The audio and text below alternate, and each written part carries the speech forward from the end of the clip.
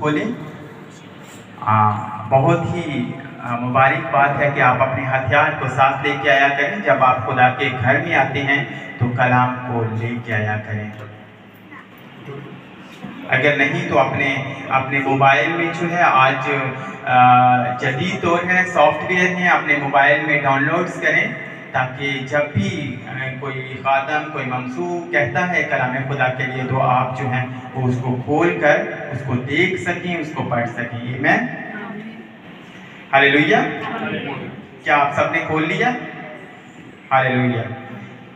पहली आयत से हम देखेंगे, जब वो उस पहाड़ से उतरा तो बहुत सी भीड़ उसके पीछे हो ली। खुदावंद यीशु के बारे में है कि जब वो उस पहाड़ से उतरा तो बहुत सी भीड़ उसके पीछे हो ली, और देखो एक कोढ़ी ने पास आकर उसे सिजदा किया और कहा, ए खुदावंद, अगर तू चाहे तो मुझे पाक साफ कर सकता है। उसने हाथ बढ़ाकर उसे छुआ और कहा, मैं चाहता हूं तू पाक साफ हो जा। वो फौरन कोढ़ से पाक साफ हो गया। यीशु ने उससे कहा, खबरदार किसी से ना कहना, बल्कि जाकर अपने ताई काहिन को दिखा और जो नज़र मूसा ने मुकर्रर की है उसे गुजरान, ताकि उनके लिए गवाही हो। आमीन। कलाम खुदा का पढ़ा सुना और सुनाया जाना उसके लिए बाइस से बरकत हो। खुदावंद का शुक्र हो। मेरे अजीजों, हम ये हवाला पढ़ते हैं, बचपन ही से हम इस हवाले को पढ़ते आ रहे हैं। बहुत सारे खादमीन ने इसके बारे में सिखाया भी होगा, बहुत दफ़ा हमने पढ़ा होगा और खुदा ने मुकाशफात भी दिए होंगे। आमीन। लेकिन खुदा का कलाम हर दिन ताज़ा है। मेरा ईमान है आज हम एक नए तरीके से इसको सीखेंगे और हम सब बरकत पाएंगे। और जब हम सीख लेंगे तो मेरा ईमान है जब इस डोर से बाहर जाएंगे तो हम पहले जैसे नहीं रहेंगे। हम पवित्र, हम इस कोढ़ी की तरह पाक और साफ बन के जाएंगे आज। आमीन।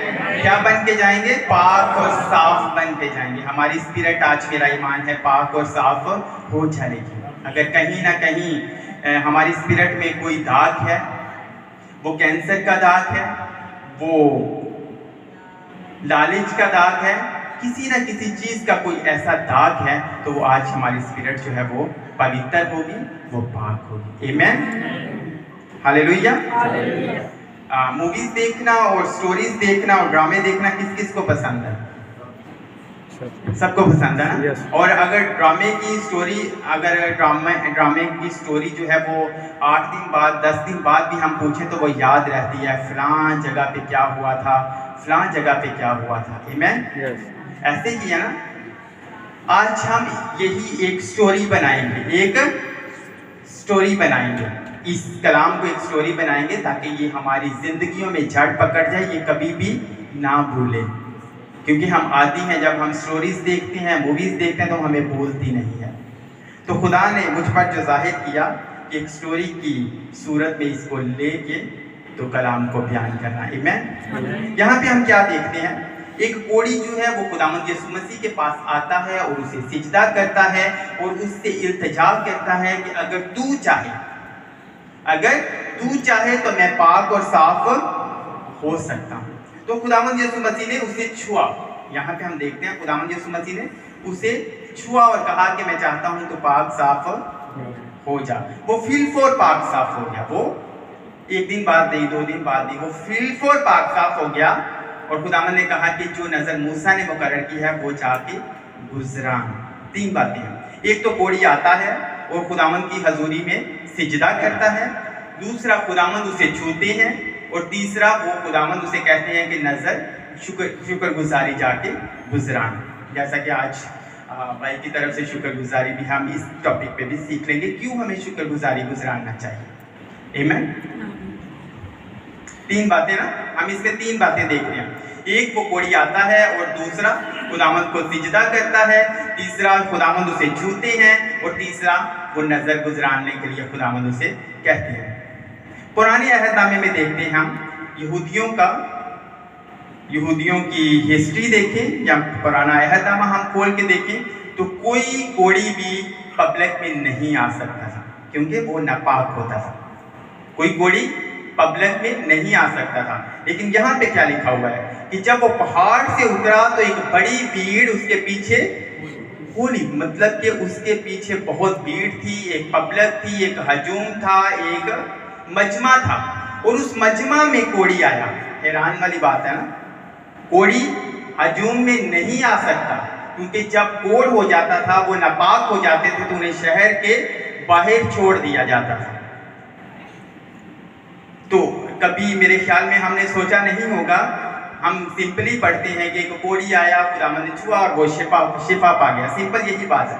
ऐसे ही है कि पहले कभी इसके बारे में डिटेल में सीखा है किसी ने? अगर सीखा है तो मेरी मदद कर सकता है।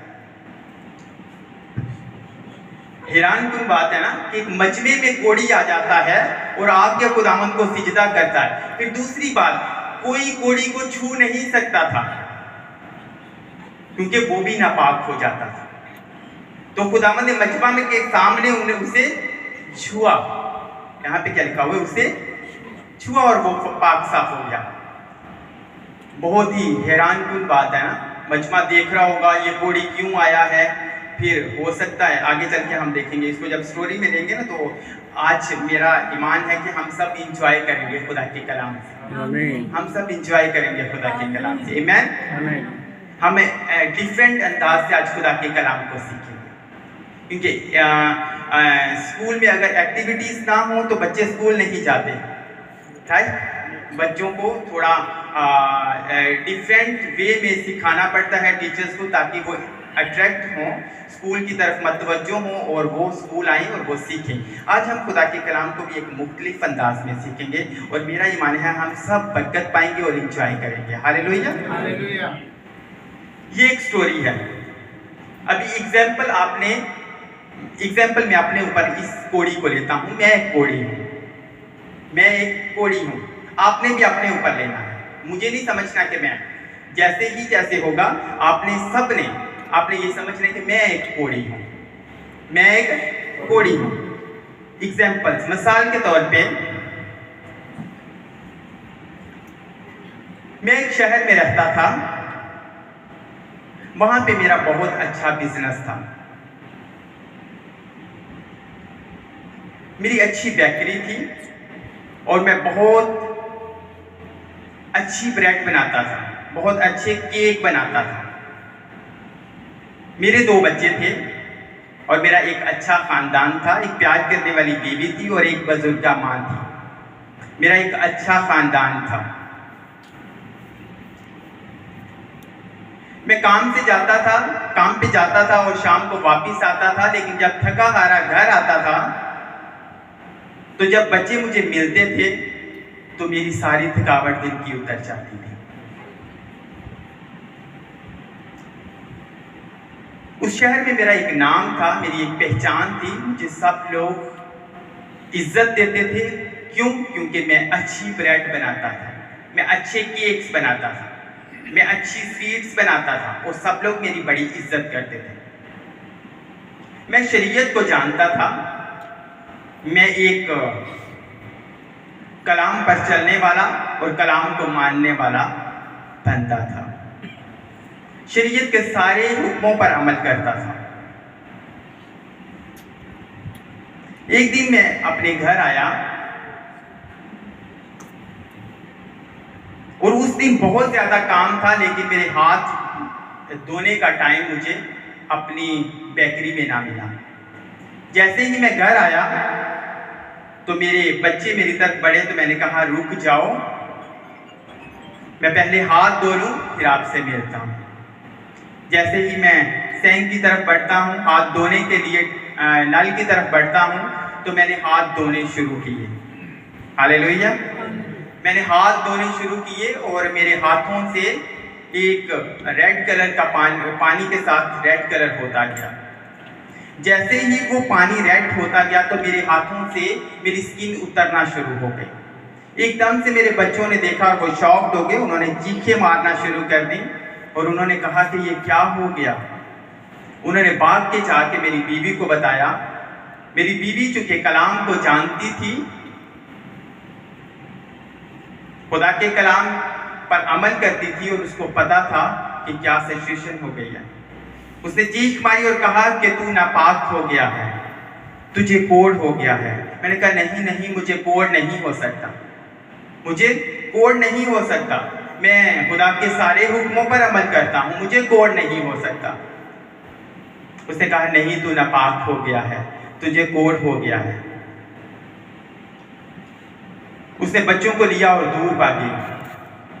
उसने कहा हम तेरे पास नहीं आ सकते क्योंकि तू नापाक हो गया है। मेरे लिए ये बहुत दर्दनाक बात थी, क्योंकि एक प्यार करने वाली, एक वफादार बीवी अब मेरे से दूर भाग रही है। मेरे बच्चों को मेरे पास आने नहीं दे रही। मेरा दिल जो है वो रो रहा था, क्योंकि मैं अपने बच्चों को उस दिन मिल नहीं सकता था। मेरी थकावट अभी तक उतरी नहीं थी, क्योंकि मेरे बच्चे जब मिलते थे तो मेरी थकावट उतर जाती थी। वो दिन मेरे लिए पहला दिन था जिस दिन मेरी अजियत शुरू हो गई। उसने बच्चों को लिया और अपने बाप के घर चली गई। उसने कहा तू नापाक हो गया है, हम तेरे साथ अभी नहीं रह सकते। मेरी जिंदगी का बहुत मुश्किल वक्त था। मेरी जिंदगी की बहुत कठिन राहें थी। आज वो पहली रात थी जो मैं अपने बच्चों से दूर था। आज वो पहली रात थी जब मैं अपनी प्यार करने वाली बीवी से दूर था। आज वो पहली रात थी जब मैं अपनी, जिसने मुझे जना, जिसने मुझे पैदा किया, मैं अपनी माँ से दूर था। और मैं अकेला तड़प रहा था, क्योंकि मेरी तकलीफ बढ़ती जा रही थी।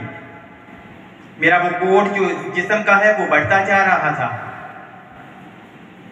मैंने रोना और कहना शुरू किया। मेरा एक दोस्त जो बचपन का साथी था, जो किसी भी मुश्किल में मेरे से पीछे नहीं हटता था, जो हर मुश्किल में मेरे साथ साथ रहता था, उस पर मुश्किल आती थी मैं उसके साथ साथ रहता था, उस दिन वो भी मुझे छोड़कर चला गया। उसने कहा तू नापाक हो गया है, तू नापाक हो गया है, तू अपने तय काहिन को जाके दिखा, और जो सजा उन्होंने मुकर्रर की है, जो रीतो रवाज चल रहे हैं, उसी के मुताबिक अब तेरा इलाज होगा और तू वहीं पे रहेगा। मैंने अपने आप को ओढ़ा ताकि मुझे कोई पहचान ना ले, मुझे कोई देख ना ले। मेरे जख्मों को अगर किसी ने देखा तो वो मुझे संसार कर देंगे पत्थर मार मार कर। मैं उस अजियत से बचने के लिए, उस तकलीफ से बचने के लिए मैंने अपने आप को ढांक लिया, अपने आप को ओढ़ लिया और मैं काहिन के पास गया।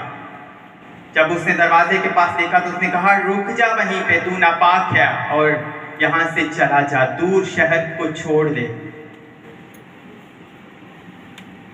जो बंदे जिनकी ड्यूटी लगी हुई थी कि वो कोड़ियों को दूर फेंक कर आते थे, वो बंदे आए और उन्होंने मुझे उठाया और मुझे जाकर उन कोड़ियों के बीच में जंगल में फेंक दिया। पहले मैं अपने बच्चों से दूर हुआ, फिर मैं अपनी बीवी से दूर हुआ, फिर मैं अपनी माँ से दूर हुआ, फिर मुझे अपना घर छोड़ना पड़ा, फिर मुझे अपना शहर छोड़ना पड़ा और मैं जंगल पे चला गया, उन जगह पे जहाँ पे वो सारे कोड़ी थे। वो कोई रेशम का बिस्तर नहीं था, वो कोई घर की सजाया हुआ बेड नहीं था। मेरे अजीजों, वो जगह थी जहाँ पे हम घर के कूड़ा कचरा फेंकते हैं और वहाँ पे दूर जंगल में फेंकते हैं। उस जगह पे जो है मुझे रहने के लिए जगह मिली। मेरे पास खाने के लिए कुछ नहीं था। कोड़ी एक दूसरे से लड़ते थे और जिस्म को नोच नोच कर खाते थे, क्योंकि खाने के लिए कुछ नहीं होता था। बहुत दफा मुझे सूरों से और कुत्तों से लड़ाई करके खुराक को छीन कर खाना पड़ा, लेकिन दिन ब दिन जिस्म कमजोर होता गया और सकत नहीं रही कि किसी से छीन के खुराक को खा सके। जो ब्रेड में अपने हाथों से बनाता था, जो केक में अपने हाथों से बनाता था और वो बहुत टेस्टी होता था, लेकिन उसके बचे हुए टुकड़े जो हैं वो कचरे में जब लोग फेंक के जाते थे वही मुझे खाने पड़े। उस कचरे से ढूंढ ढूंढ के वो चीजें मुझे खानी पड़ती थी ताकि उस भूख को, उस प्यास को खत्म कर सके। अजियत के दिन शुरू होते गए। ये सिर्फ जिस्मानी तकलीफ नहीं थी, मेरी स्पिरिचुअल तकलीफ भी बढ़ती गई, क्योंकि वो अजियत के दिन शुरू हो गए। मेरा एक नाम था शहर में और आज मैं कचरे से अपने लिए खुराक को ढूंढ ढूंढ कर जो है वो खाना खा रहा हूं। सबसे बड़ी बात मेरे अजीजों, जो दुख की बात थी, जो तकलीफ की बात थी, कि मेरे बच्चों के ऊपर से मेरा साया जो है वो उठ गया। अब उनको कमाकर रोटी देने वाला कोई नहीं था, अब उनको खुराक देने वाला कोई नहीं था, अब उनके केयर टेक करने वाला, उनकी अच्छी परवरिश करने वाला कोई नहीं रहा। एक दिन मैं क्या देखता हूं कि दो बच्चे जो हैं वो रोड पर खड़े हैं और वो लोगों से भीख मांग रहे हैं कि हमें एक वक्त के खाने के लिए दे दें। जब मैंने गौर से देखा तो पता है वो कौन बच्चे थे, वो मेरे बच्चे थे।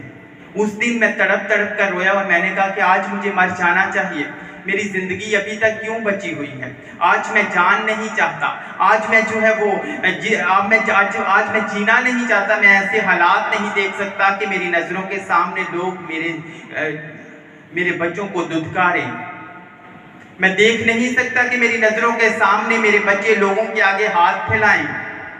मैंने अपने बच्चों को अच्छी ज़िंदगी दी, मैंने अपने बच्चों को अच्छा लेवल दिया, मैंने अपने बच्चों की अच्छी आराइश जो है वो इनके लिए प्रोवाइड की, लेकिन आज वक्त आ गया है, एक वक्त के खाने के लिए मेरे बच्चे दर बदर की ठोकरें खा रहे हैं और लोगों के आगे हाथ फैला रहे हैं। वो दिन मेरे लिए जो है किसी मौत के दिन से बाहर नहीं था। मैं रो रहा था और करा रहा था और खुदा से इल्तिजा कर रहा था कि मुझे मौत दे दे, मुझे अभी जिंदा नहीं रहना, मैं इन चीजों को नहीं देख सकता।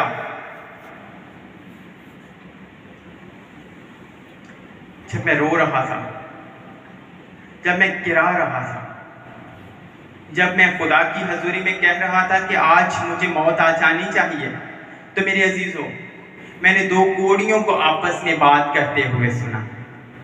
मैंने सुना कि एक मर्दे खुदा है जिसके छूने से कोड़ी पाक साफ हो जाते हैं। एक खुदा का बंदा है जो लंगड़ों को कहे तो वो उठना शुरू हो जाते हैं। एक खुदा का बंदा है जो मुर्दों को आवाज़ दे तो वो उठ खड़े होते हैं। मेरे अजीज़ों, क्योंकि मैं कलाम को अच्छी तरह जानता था, मैं शरीयत के सारे हुक्मों पर अमल करता था, तो मेरे दिल में ईमान पैदा हुआ कि जब मैं इसके कदमों में चला जाऊंगा तो मैं शिफा पा जाऊंगा। मुझे पता था कि आने वाला मसीहा यही है। उस दिन से मैंने कोशिश करना शुरू कर दी कि मैं इस मर्दे खुदा से मिलूंगा और शिफा को रिसीव करूंगा। लेकिन मैं एक तरफ ये भी जानता था कि वो मर्दे खुदा इस गंदगी के ढेर पे कभी नहीं आएगा, और दूसरी तरफ मुझे पता था कि मैं शहर में जा नहीं सकता, क्योंकि लोग मुझे देखते ही संसार कर देंगे, मार देंगे पत्थरों से, मेरी जान चली जाएगी। मेरे लिए बहुत मुश्किल था कि उस मर्दे खुदा तक कैसे पहुंचा जाए, उस मर्दे खुदा के कदमों में कैसे जाया जाए। मेरे लिए एक चैलेंजेस थे, एक सफ़र शुरू हो चुका हुआ था कि कैसे मैं उस मर्दे खुदा के कदमों में जाऊंगा। लेकिन जब मैं अपने बच्चों की तरफ नज़र करता था तो मैं कहता था कि मैं जाऊंगा और शिफा को लूंगा। जब मैं अपनी तकलीफ़ों के बारे में देखता था तो मैं कहता था कि मैं जाऊंगा और लूंगा। जब मैं अपनी बीवी के बारे में सोचता था तो मैं कहता था कि मैं जाऊंगा और मैं इस शिफा को लूंगा। जब मैं अपनी बुजुर्ग माँ के बारे में सोचता था तो मैं कहता था कि मैं जाऊंगा और इस शिफा को लूंगा। मैं इस कठिन सफ़र का जो है हिस्सा ज़रूर बनूंगा। मेरे अजीज़ों, उस दिन जो है वो मैंने सफ़र करना शुरू किया। मैंने शहर में घुसने के लिए कोशिश करना शुरू की। तो एक दिन क्या होता है, मैं एक बड़ी हजूम देखता हूँ और उसी मर्दे खुदा को देखता हूँ। उसका चेहरा नूर की तरह चमक रहा था और मैंने कहा कि यही वो मर्दे खुदा है। मैंने परवाह नहीं की कि लोग मुझे संसार कर देंगे, मैंने परवाह नहीं की कि लोग मुझे मार देंगे। मैंने कहा कि मैंने उसके कदमों में जाना है और शिफा को पाना है, शिफा को लेना है, क्योंकि मेरी ज़िंदगी जो है वो एक मौत से बदतर थी। ना मैं जिंदों में था, ना मैं मुर्दों में था, और मैंने ज़िंदगी को लेना था। इसलिए मैंने जो है वो चलना शुरू कर दिया। मैंने यीशु की तरफ बढ़ना शुरू कर दिया। मैंने उस मर्दे खुदा की तरफ बढ़ना शुरू कर दिया। और मेरे अजीज़ों, जब लोगों ने मुझे देखा तो क्या रिएक्ट किया? क्या आसानी से मैं यीशु के कदमों में आ गया? नहीं। जैसे ही पहले बंदे ने देखा तो उसने पत्थर उठाया और मारा और कहा कि नापाक है, इसे संसार करो। वो बड़ा हजूम मेरी तरफ जो है वो जत्थे की सूरत में पड़ा और उन्होंने मुझे मारना शुरू किया, मेरे ऊपर पत्थर बरसाने शुरू किए ताकि इसको संसार कर दें, इसको ख़त्म कर दें, क्योंकि ये नापाक है। लेकिन उन बारिशों उस पत्थर की बारिश में से होता हुआ, उस पत्थर की बारिश में से होता हुआ मैं यीशु के कदमों में जा गिरा और कहा, खुदावंद अगर तू चाहे तो मुझे पाक और साफ कर सकता है।